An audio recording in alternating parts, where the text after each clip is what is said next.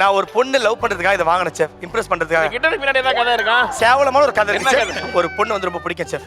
அந்த பொண்ணுக்கு வந்து இந்த மியூசிக் ரொம்ப இன்ட்ரெஸ்ட் எனக்கு தெரியும் செஃப். ஓகே, பொண்ணுக்கு ரொம்ப பிடிச்சது கிட்டார் தான், நம்ம கிட்டார் வாசி கத்துக்கிட்டோம்னா பொண்ணு ஈஸியாக இம்ப்ரெஸ் பண்ணலாம் சொல்லிட்டு ஒரு ஆர்வத்துல இந்த கிட்டார் வாங்கிட்டேன் செஃப். ஒரு மாசமா அந்த பொண்ணுக்கே தெரியாம நான் ஒரு 2 கார்டு மட்டும் கத்துக்கிறேன். கிட்டார்ல ஃபுல்லா கத்துக்கிறேன், வாசிக்கிறேன், கத்து முடிச்சிட்டேன் டாடி. மியூசிக் வந்துருச்சு.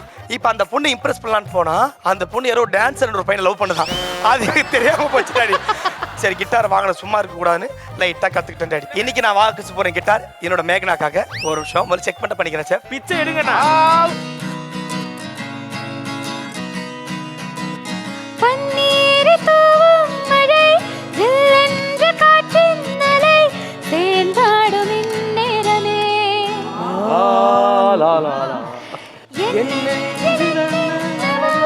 எண்ணங்களாடும் நிலை, என் ஆசை உன்னோரமே.